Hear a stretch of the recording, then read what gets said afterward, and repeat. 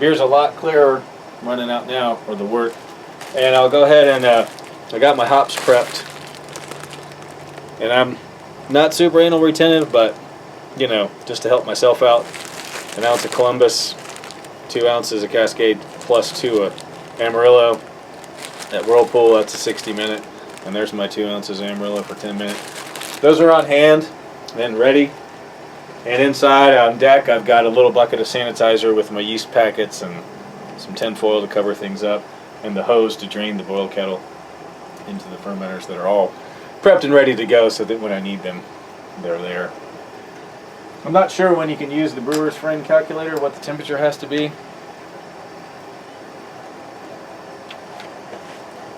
But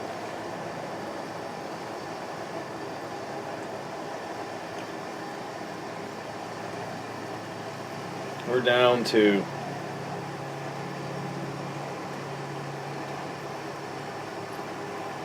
142. I think that's a safe range. And at 142, we're at 5.5 bricks for Play-Doh. And see, that's 8.4. So we averaged 8 and 18, and it's going to go down even more than that. It's 24 divided by 2 is 12, so we're in the neighborhood. And there's a whole lot of inaccuracies and problems with that. But bricks isn't exactly Play-Doh. Kind of eyeballing the temperature. I got a wonky thermometer. I'm in the middle of the second sparge. You know, what we'll do is, once I get to my pre-boil volume, I'll drain a little bit out of the kettle into this thing. And we'll let it sit until it gets to about 68 degrees, which is what the hydrometer is intended to be, to measure the gravity at, and we'll see what we really have. And over here, got, you know, this is one of the coolest things you can do, and I have to do it all the time, is add a gallon at a time, so you kind of know where you're at. And over the years, this has become a little less accurate because I don't always calibrate it and take the time to do it, but you know, 15.5 gallons is about where it is full. It's pretty close. So it's coming up on 10 gallons. The runoff is getting really clear, so not letting it rest has probably robbed me of a little bit of sugar, but I'm not too worried about it. Probably not going to go. I'll probably call this at about 12.5 like the last one, maybe 12.75 seems to be it. It worked out for the last beer. But with no wind, I'm going to get a little bit more vigorous of a boil. 12.5 to 13 gallons is where I want to be. And then after that, I'll pick up the mash tun, because I can. Again, that's all so small, and it's easy to be manual when your weights and volumes aren't very big. And I'll dump that into the wheelbarrow with the rest of my mash. Dump my hot water in here and hose this out. Oh, that's the other thing. You've got to have access to water, cool water. It's winter now, so my groundwater is already warm. Doing this in the summer is kind of a drag because your groundwater is so much warmer. Because basically what you're doing is you're running cold water through that chiller and taking the heat out of the beer. So the colder the water is, the faster the chill is. Brewing in the summer, I usually don't bother with an immersion chiller. If I'm going to do it, it's going to take like an hour and a half to chill, and that's just, I don't have the patience anymore. Which is where things like glycol and big plate heat exchangers, cold liquor that's pre-chilled that you can use, help out with that. But winter brewing is great. So what are we up to? 11.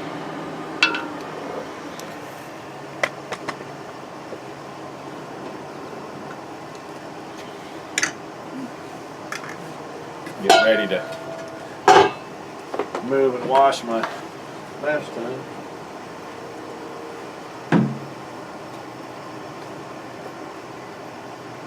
Go ahead and crank the heat up. I should have done that a minute ago. As you can probably hear, it's on max, and usually I don't have to turn it down off a max boil or a max heat to get, it's not going to boil over. But on a day like today when it's pretty still, max heat may give me a boil over. So kind of got to watch it a little bit at the beginning, back it off just a little bit, and then it's good to go. Don't have to really babysit it through the boil is what I'm saying. And then once we do start boiling, I'll add my 60-minute hop. And I really don't have anything else in this recipe till 15 minutes where I'll put the immersion chiller in to sterilize it. A lot of times I'll add a coagulant like Whirlfloc or isinglass or whatever. But in this beer, again, because I'm not too worried about haze, I'm not going to add anything until... So at 15 minutes, I'll put the immersion chiller in. At 10 minutes, I'll add the 10-minute hop. And then 0 minutes, I'll cut the heat, start the chill water, and add the Whirlpool hop.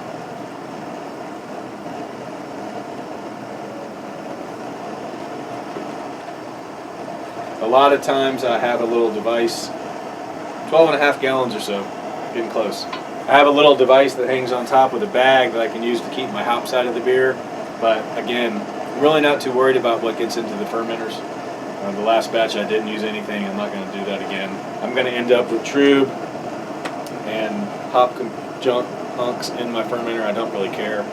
At the tail end of this, almost 13 gallons.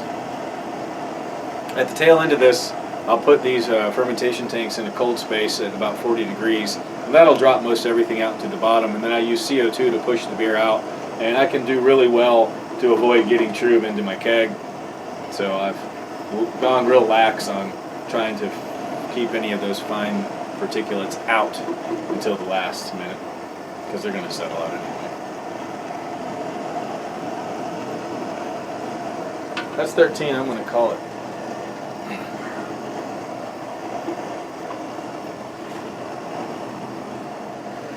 Not sure how much we missed, but I went ahead and had to plug in the camera. Went ahead and washed the mash tun, dumped it out. It's already put away. So all that's left now is the boil kettle. Here's my gravity sample. It's reading about 9 Plato at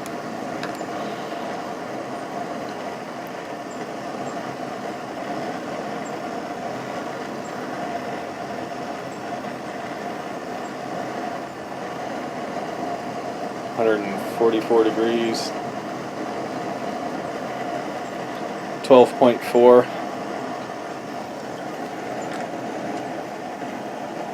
But I'm going to let it sit, like I said, and we'll get an accurate reading when it cools down.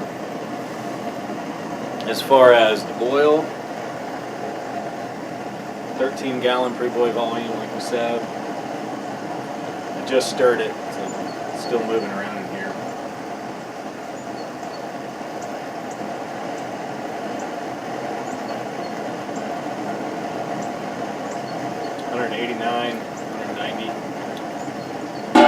Around here it'll boil at about 205. That's right, 207, I can't remember. So, just wait for that and I'll add the first batch of bittering hops and then chill out for 45 minutes.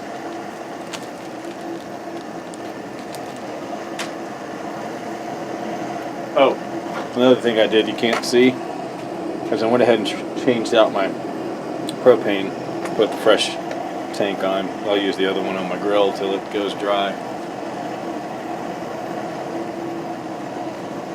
Okay, I'll come back to you when it starts tomorrow. A couple of notes I just made. One, pre-boil volume I just checked on the beer prior to this was just over 12 gallons, and I've hit a little bit higher gravities on this one. Not sure why, but not by much. And I'm hoping to have a really vigorous boil to get rid of some of that volume. And I know I'm going to have 11 gallons going into my fermenters. For whatever reason, the previous batch was a little lower. I think I just didn't use enough water. Maybe I measured my volumes inaccurately. And it's definitely 12.5 Plato pre-boil volume, which theoretically will come at 13.5, which is perfect. But if it's 13, I'll take that too. Now we're at about 197 degrees, so a little bit longer. and we'll be blowing.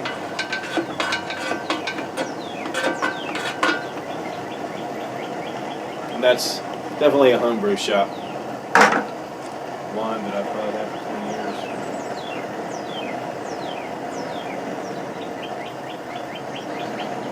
Definitely not going to end up in the Smithsonian like the Papazian spoon.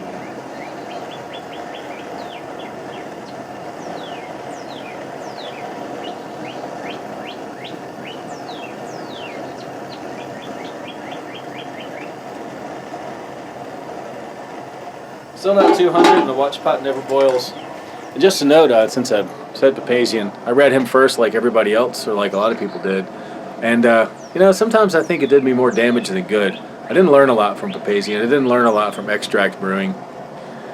You could definitely do it, but, and it's kind of cool because you're doing it simplistically, and you don't have to know a lot, and you can still make beer. I think the most important thing I learned at first was sanitization, making sure you're using something really good like Star San, and making sure especially cold side, once the beer is chilled, you're getting into something that's clean, so you get a nice clean ferment. Pitching enough yeast. In this case, I'm pitching 2 packs of 11.5 gram sachets of dry yeast per 5 gallons, so 23 grams per 5 gallons, which is a little bit higher than one of the calculators will tell you as far as cell counts. And I've actually done the research. The cell counts, the numbers I've gotten from Fermentus, and I try to use the approximately correct weight or a little bit more, especially when you're using dry yeast, because you don't know what your viable cell count really is.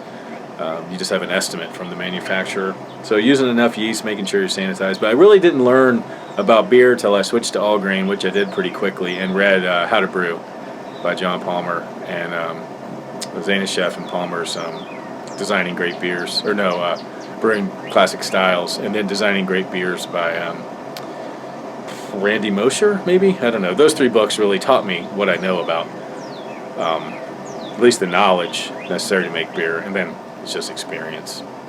I know as a home brewer, getting ready to open the brewery, I made illegal amounts of beer, 2 to 3 10-gallon batches a week for at least a year and a half, on basically this or a similar system, because I gave most of that stuff away when I opened the brewery and kind of got new stuff. Back then I had a Therminator and pumps and all that stuff. So trial, a combination of experience and knowledge, and has led to this. So if you're a beginning home brewer, I guess my message is it's really not as hard as you make it out to be, but you might as well read all that stuff so that you're armed with the right equipment in case something goes wrong, and you can adjust on the fly. And that's the hardest part about brewing, is there's no such thing as a mistake-free or problem-free brew day. Something always goes wrong, and the knowledge will allow you to adjust when that goes wrong. Like, for example, I had too hot asparge water, and I added ice to it. That's pretty minor. But if a piece of equipment fails, like your hot liquor tank doesn't work, well, you can just dump it into buckets. If you know the principles, that's the important part, and you can adjust. And really what you need is, whatever you do, the system that you use, be consistent with it. Know how it works, and then you can pretty much plug any recipe into your process and make a good beer.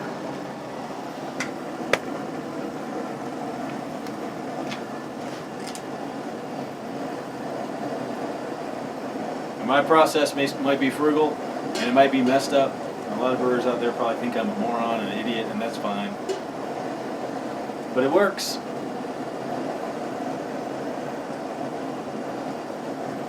Oh yeah, 201. Okay, we're getting close. When I have problems with beers, it's generally because I didn't pitch enough yeast, or I had some kind of sanitation issue. But both of those things come down to I got in a hurry, which I tend to do, or I was lazy. So, the beer is going to reflect on you. If you love it, take the right steps. Brewing is really just yeast husbandry. Give the yeast good food. Give them a good home to live in and do their thing, and they'll reward you.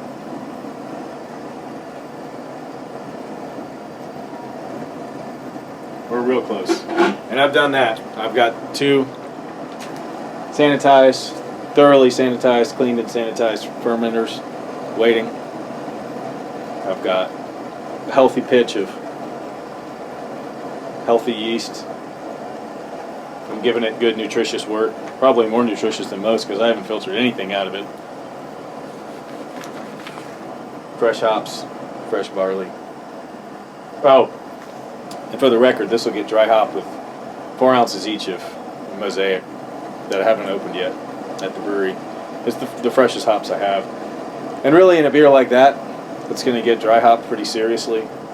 What goes into the kettle doesn't really matter too much. In fact, a lot of the beers we make at the brewery don't get any bittering hops. They don't even get any 0 minute hops. They get a little bit of Whirlpool hop and then a super dry hop. Because you're losing all the flavor and aroma from those other additions anyway. Especially around here where our water is really high in calcium carbonate, a little bit of bittering hop goes a long way. An ounce of Columbus in this, you're going to notice. It's probably going to give you like 40 to 50 IBUs right there. And you're going to get 15 or so from these late additions, at least the 10 minute. So this is going to end up being a 65-ish IBU IPA, which is pretty severe by hazy standards. But it's going to get a big blast of fresh Mosaic, and that's really going to be the character that you're going to get. It's unfortunate too because the malt base in this beer is awesome. The blend of a nice solid light Lovibond pale malt with Munich and Vienna at something like 10% each, and then a little bit of something else like wheat or oats. It gives you a nice mouth-feely beer that you're never going to get clear. Well, it'll clear up over time, but if you filtered it, I suppose. Okay. I'm plugged in, so I can't really show you.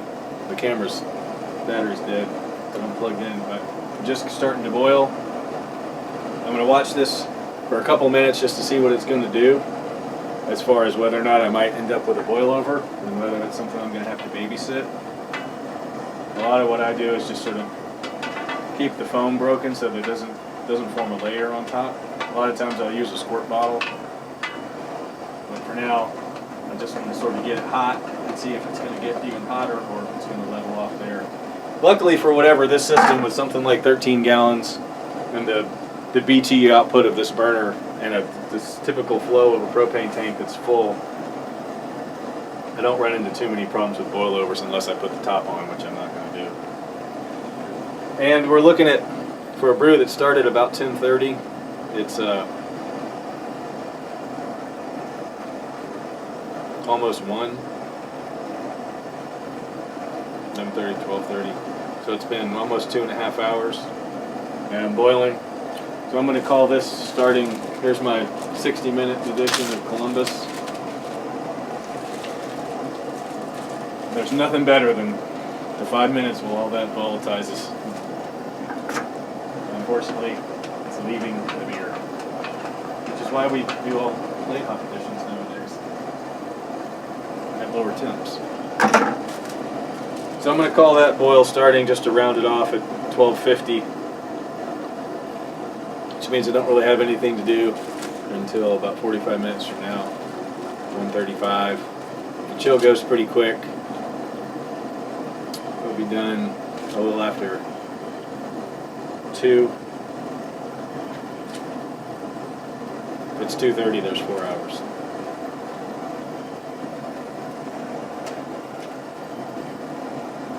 Let's see if I can't at least milk a few seconds out of this battery.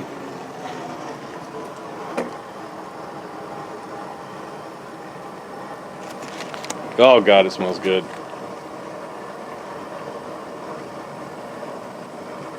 And again, I'm with a 13-gallon pre-boil volume. I want it to boil pretty vigorously, but it's only going to do what it's going to do. I'll watch it for a few minutes and then walk away.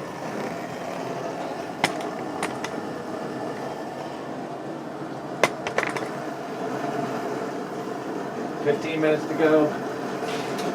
Chiller goes in.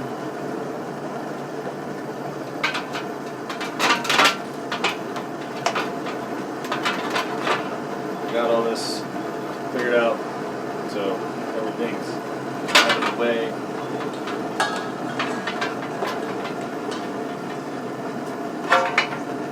It'll take a couple minutes to get back up to a boil. That'll then sanitize and sterilize it.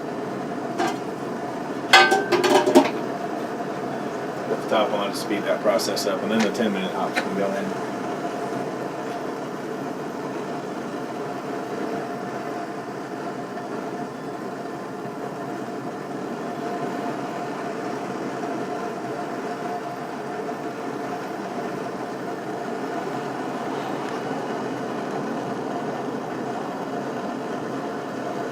About 13.5 Play-Doh. Original gravity. Pre-boil.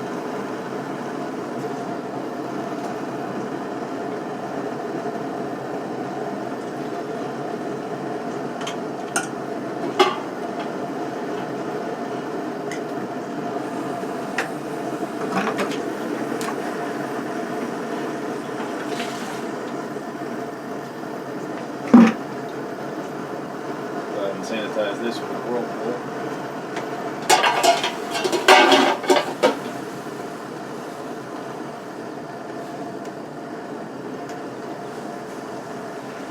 Once that starts boiling again, it'll be about 10 minutes left, and then I'll have the 10-minute hop addition.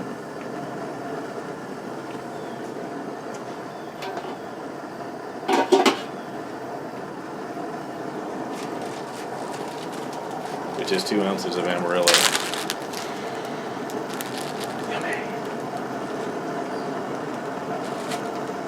Obviously using all pellet hops. Leaf hops are just too bulky, absorb too much. Back to boil.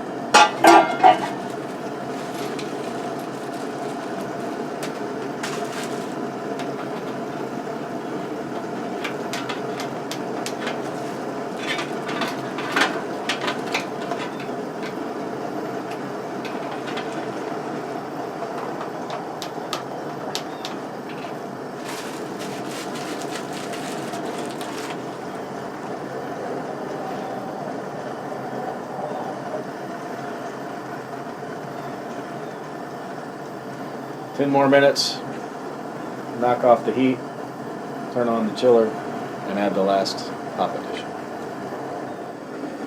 As you can see, I got the fermenters out, cleaned the sanitize out of the matter, and the foam that's still left is fine. It doesn't affect the beer at all. A bucket of sanitizer with the parts that I'm going to need to get all the beer out of here. Like I said, burn my hose a little bit, put a little duct tape on it, hopefully that'll hold. Hopefully I didn't ruin the hose, if not it happens. And still a little bit to go before the knockout and final hop addition.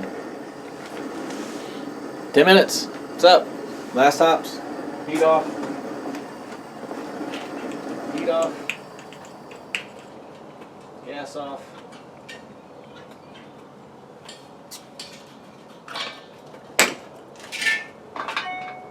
Tank done.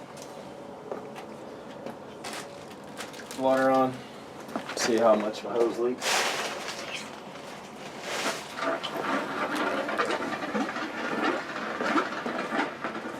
Not bad. It might not even been burned through.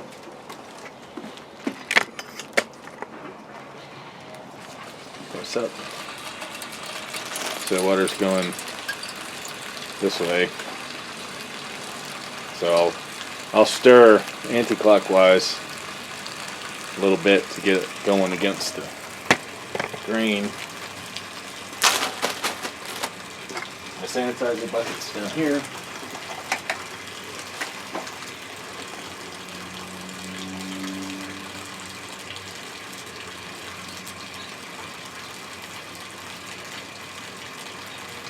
It's dropping like pretty quick.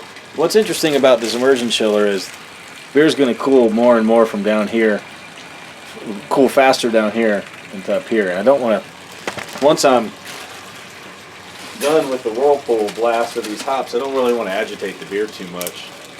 Not like it's going to hurt it, but when you whirlpool it, which I'm going to do here to fight against the current and cool it more quickly. I'll do that a couple times. Everything's going to settle down into the bottom so that when I draw off of, can't seem to keep my battery going if I unhook it. So what I was saying was it's going to cool quicker at the bottom to the top. I don't want to agitate it too much because once I get a good whirlpool, all the trube and hops are going to kind of settle out in the bottom to keep them away from my ball valves when I fill my fermenters.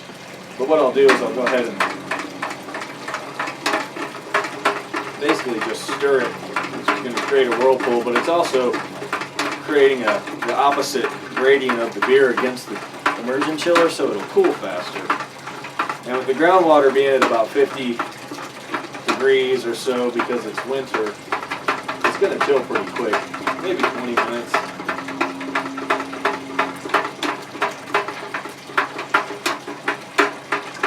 So I'll probably do that maybe one more time. Keep anything from settling in the beer. And then measure the temperature a little bit, but again, I can't really mix it up and down. What I'll do is I'll sort of feel the side of the keg, and when the side of the keg is cooled down, I know the beer down here is cool. When the beer up here hits about 85, that's going to average out. By the time I fill my fermenters, I'm going to get it down to about 70. That's what I'm shooting for. 68, 70, 72 is a good temperature for SO4 or most ale yeasts. Clean up as I go. As I said, I got my bucket of Star Sand with my parts and stuff in it. So all I have to do is dip my thermometer in there and I can use it in the beer. We kind of just keep sanitizer on it. A little bit of water left over from the bucket. And put this bucket away. Went ahead and took my final gravity sample, and you can see it was while it was whirlpooling all the junk that it's going to pull out, but I'm not too worried about that for taking a sample. And by the time I empty the fermenters, a lot of that will have settled out. I've started a bunch of times. I'm going to start monitoring the temperature now, and it shouldn't take too much longer.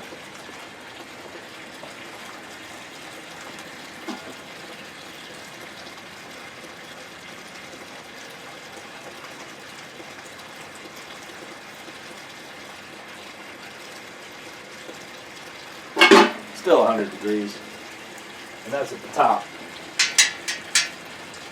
Still pretty warm at the bottom. I'll go ahead and rinse whatever I need to rinse with this water. It's already to the point where the chill water coming out is not hot anymore, so it's cooled down. The differential between the groundwater and the beer is getting lower and lower, so it's chilling slower and slower. The first, it drops from 200 to 100 really quick, and then from 100 to 70 takes a little while. Everything over here is ready. Put on go ahead and get a fermenter set up.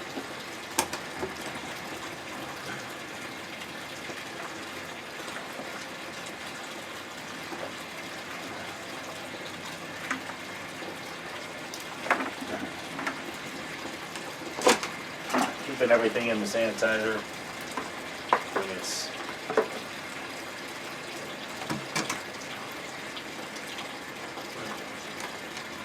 I've already run hot beer through my drain to sort of sanitize, or not really, kind of heat sanitize that.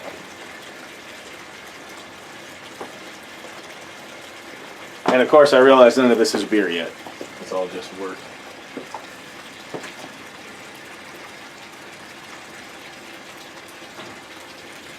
But aluminum foil's over that. That's pretty protected from the air. Usually what I'll do is once it's the temp, I'll fill half a fermenter, ditch the yeast, fill half the other fermenter, and then fill the rest of this one and the rest of this one. And then I've got a spot in my house that I know is about 68, 70, and I just carry them up there. Again, pretty easy to carry around. 5.5 gallons of beer. A little harder when it's 7 barrels. But that way I can sort of regulate my fermentation temp.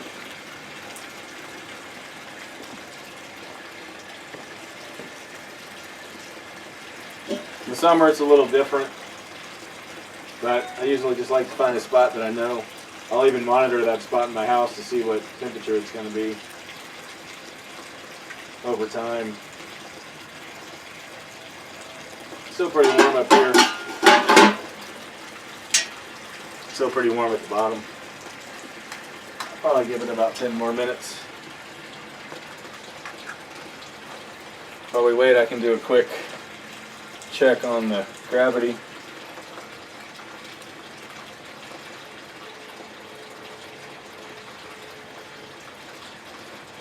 Well, I'll wait because the temperature of my sample and my hydrometer is still 100 degrees. Okay, I've assessed that temperature seems to be pretty darn close to where I want to get it. And again, since I can't really tell what's going on, I'll give it a few more minutes and assume that it's getting, by the time I pitch the yeast, the beer is going to be in the mid-70s. My thermometer is failing even more than usual.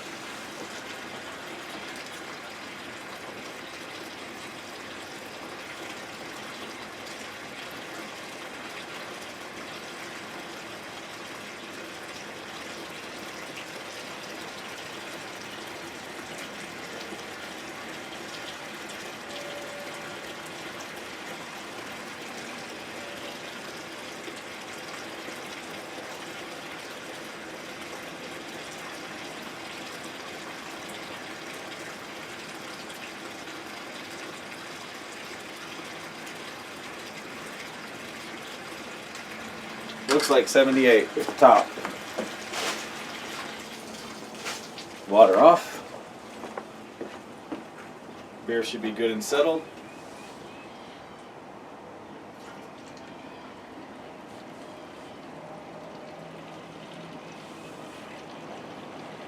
Sanitize my knife so I can cut the yeast packs open.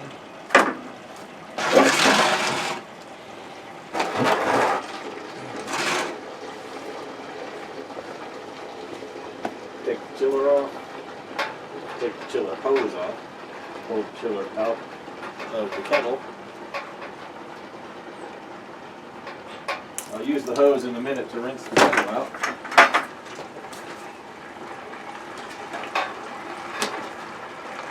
About half a tank of propane just for the boil.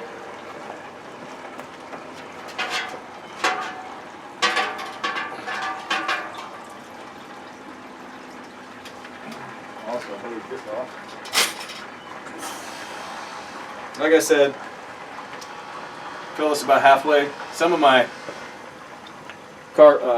better bottle carboys I have thermometers on, which would really helps at this point.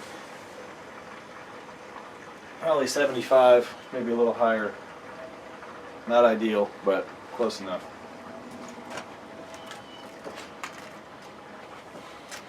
Things like that happen.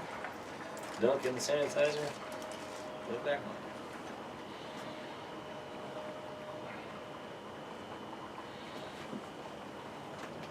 That one's about halfway full.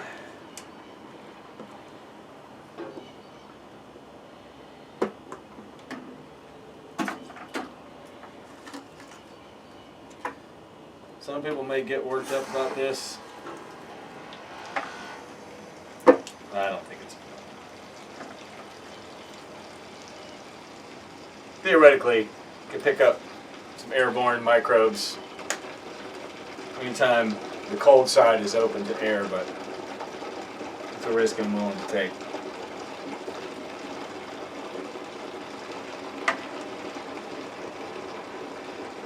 Pretty soon, you can see the ball valve spigot is a little bit higher than top of the better bottle, so pretty soon I'll have to lift this up and put it on the bricks, but luckily I can get a couple more inches on the bricks, and then at the end I can actually just hold it up on my own.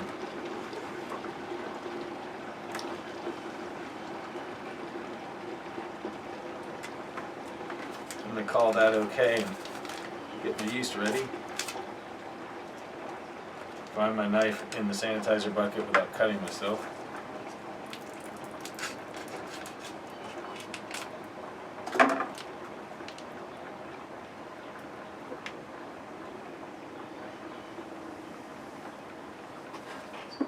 one.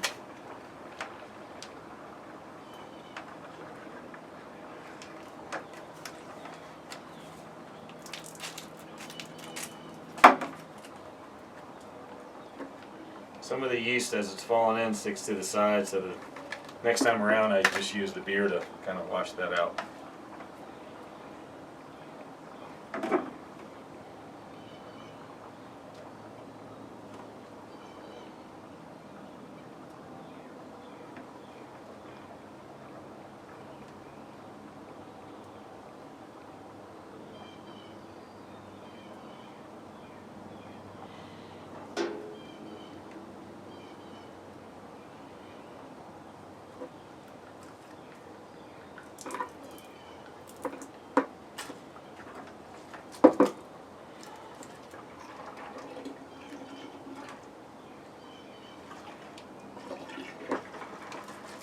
And during fermentation, yeast is going to get up in the neck anyway.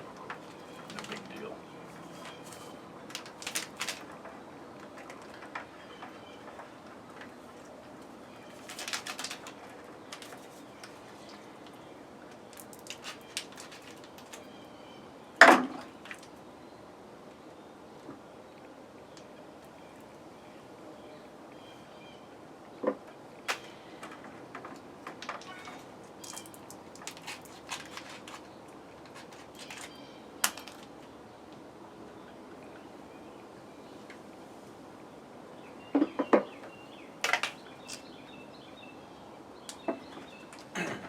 But it does get kind of tricky to lift the kettle up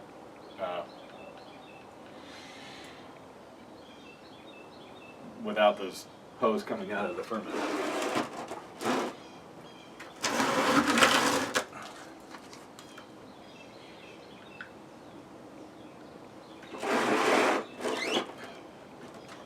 And, more importantly, without stirring up the contents of the bottom of the kettle too much.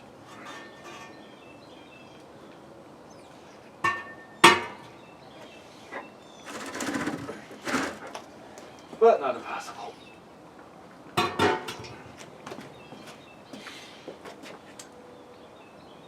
5.5 gallons is somewhere right before it starts to turn, so this one's pretty close to being full.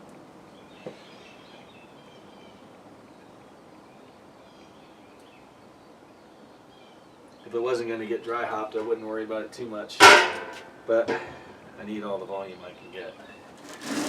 Plus, it looks like the volume's a little low, and the less trib I have to transfer out of the kettle is better, but I'm not too worried about it. So theoretically, this one's done as soon as I fill up the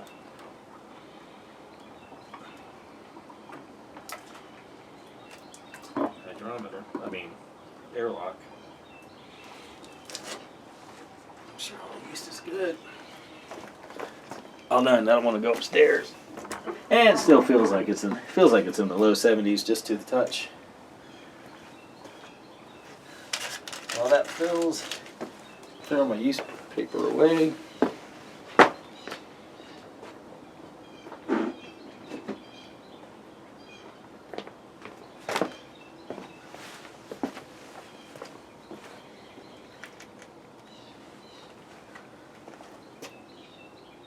.2:25 p.m.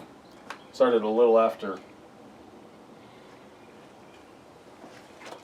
10:30, so still under 4 hours. All I got to do is take the fermenters upstairs and hose the kettle out.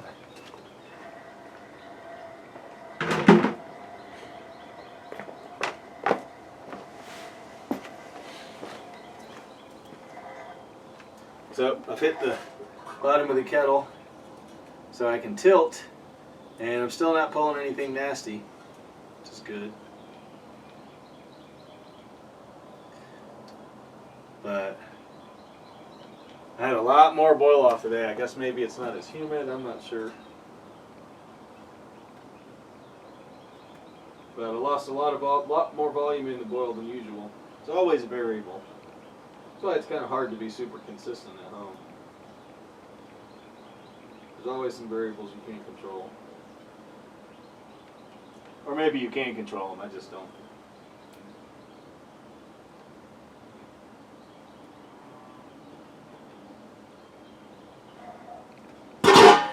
I'm gonna call that good. This airlock has got juice.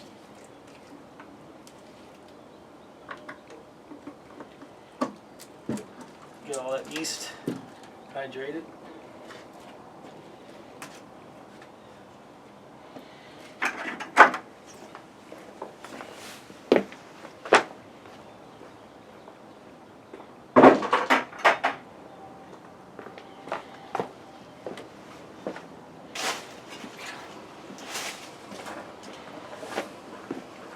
See if I can take you over here real quick. I turned my hose on. Hoppy hoppy yum yum. See, it's pretty, not much left. Pretty efficient process. So, like I said, I'm gonna hose out the kettle. I'm gonna hose off the chiller. All said and done.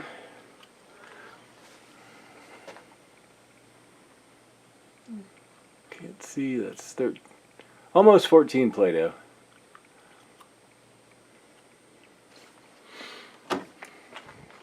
So there they are in their temporary resting place in my laundry room. That just happens to say about 70. They'll be fermenting by tomorrow morning. Here's the two I just did. They're probably 4 days old. It's pretty much done fermenting. I haven't even measured the final gravity yet, but they're ready for dry hops. And then after dry hopping, I'll chill them and pump them into kegs. I'll be back for that when the time is ready.